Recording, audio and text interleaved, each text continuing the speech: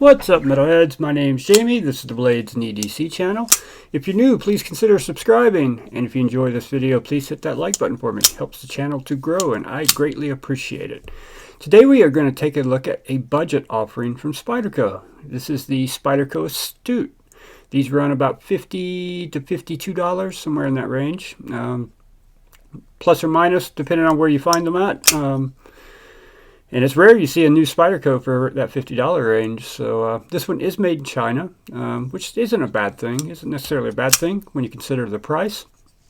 Let's go over the specs, and then I'll give you some size comparisons and talk a little bit about it. Blade length is 3.02 inches, so just over 3 inches. Overall length just under 7 at 6.9 inches. Blade thickness is is 98 thousandths, just under 100 thousandths. 8CR13 MOV blade steel, G10 handle. Stainless steel pocket clip and liners, right hand, left hand tip up or tip down carry, so you can put this clip on all four corners. Weight is 2.6 ounces, and the G10 is black. I don't see any other colors out there. There may be that I just haven't found, but the only version of this I see is with the black G10, which looks really good in my opinion. It's a drop point blade with a full flat grind, and this is riding on washers, just so you know. Has that glassy washer action. Has a great detent, which allows for flicking. This one's practically new, so it hasn't been flicked much. Those washers aren't really broke in yet. But it's got such a good detent. As you can see, the reverse flick is, well, missed it that time. Really good. Thumb flick is really good. Fantastic detent. Give you some size comparisons. Here's another budget-friendly Spyderco, one that I have shown a lot of love to. This is the Spyderco Tenacious. Here's another Spyderco I've shown a lot of love to, Spyderco Pair 3. So quite a bit smaller than Tenacious, not too much smaller than a Pair 3, but a bit smaller. Here's the Spyderco Yojimbo 2. Here's the Spyderco Schmuck. So it's a smaller knife, not terribly small though. Here's the Spyderco Manix 2.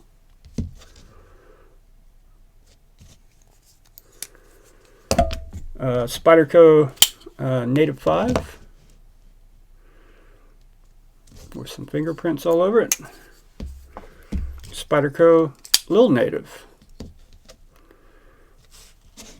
and Spyderco Spy Opera, about the same size as the Spy Opera, quite a bit bigger than the Lil Native, and it's not too much smaller than the Native 5.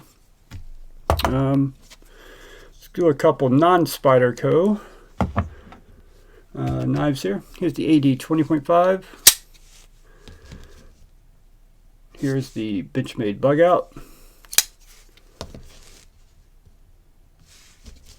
How about the Vist variant PE2? I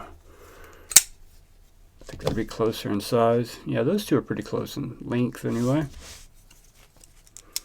And we'll go ahead and do the Penguin. QSP Penguin. So thin knife, very lightweight, 2.6 ounces. It's in that bug out range of weight.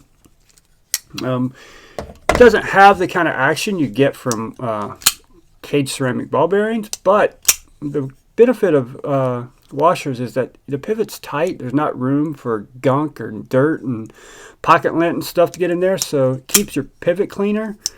And when you first buy a knife that's on washers, generally they're kind of stiff. Like this Pair 3, when I first got it, very stiff, right? But now look at it. I mean, as you deploy it, those washers polish themselves, and you get better and better action over time. It just keeps getting better. The longer you own it, the more you use it. Same with the Tenacious. This Tenacious was pretty stiff when I first got it, and now pretty loose. It's loosened up nicely, and this will do the same over time. I'm not sure what the liners and clip are made of. Maybe 8CR13 MOV also, but they are stainless steel. So is all the hardware, so this knife should hold up well. with being in humid environments, but I would still take care of it, oil the blade and stuff like that. Ergonomics are actually pretty good. Didn't think I'd like them, but they're actually pretty good. The way it ramps up right here, and it's so thin right here around the pivot. Your thumb lands there, and your index finger lands there, and it just feels really good in hand right there. The pocket clip vanishes in my hand. It's rare you see Spyderco not put a finger choil, but I keep wanting to reach up there. When I see that hole, I want to reach up there, just because it's Spyderco, right? But it's still got good ergos. Medium-sized hand, I can get all 4 fingers on there pretty easily. Blade shape's going to be good for most tasks. Got enough point there to where you can get down and do fine cutting, but you know, you got a nice little bit of a belly there that you can do some push cuts with. This would be a good knife to get to just have as a beater knife. If you want something really lightweight in your pocket that you don't mind, you know, beating up, scratching up, and using, you know, use your shit kind of knife, this would be a good option. Although this would not be for hard tasks because it's not a very big or hefty knife. It would hold up well for most things, and you don't have to feel guilty about beating it all to hell. And yeah, I like it. I wish Spyderco would make more budget-friendly knives like this, other than their bird series. I haven't checked out any of the bird knives yet. I've been considering picking up a couple bird knives just to check them out and see how they are. A couple of them I like the look of. I don't know if any of you guys would be interested in seeing any of the bird knives. If so, comment below and let me know. Because I'm curious to see how they do with their budget knives. So this one is not a bird, obviously. This is actually branded Spyderco. But bird is like Spyderco's budget brand. So pretty cool knife. I like it. It is what it is. It's a $50 knife, right? It feels like a $50 knife.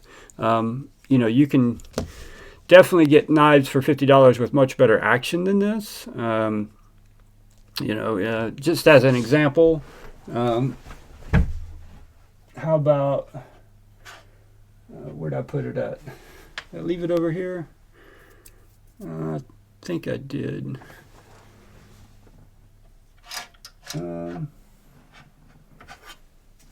Like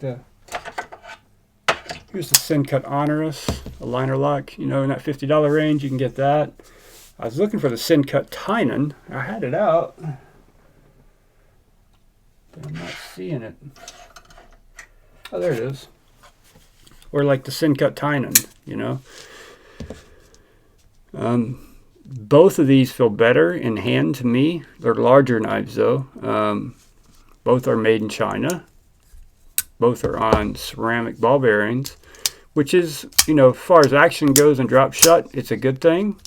But as far as keeping your pivot clean, you know, not such a good thing.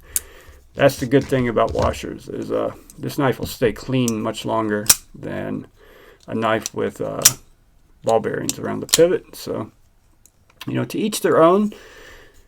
I like this knife, but I think there are much better options out there for the $50 price range. But if you're a Spyderco fan and you like Spyderco a whole lot, and you're one of those people who don't want to beat up your more expensive knives, and pick up a budget Spyderco and beat the hell out of it. That would be my recommendation. This one will be available in the next knife sale, by the way. So keep an eye out for that. This thing is pretty much new, other than being flicked around a little bit by me. Hasn't been carried or cut other than paper. So, and it won't be $50. It'll be below $50. So maybe a good chance for somebody to pick this one up. And it comes with the box just like new. So, all right, guys, that's going to wrap it up. Comment below, what are some other budget Spydercos out there? Or which bird knives would you like to see on the channel? I need to start buying some more budget-friendly knives. Everything can't be a $200, $300 knife, you know. Everyone's not looking to spend that much money, so pick up some more budget-friendly knives and check them out and see how they are. Thank you guys for watching, and I'll see you on the next one.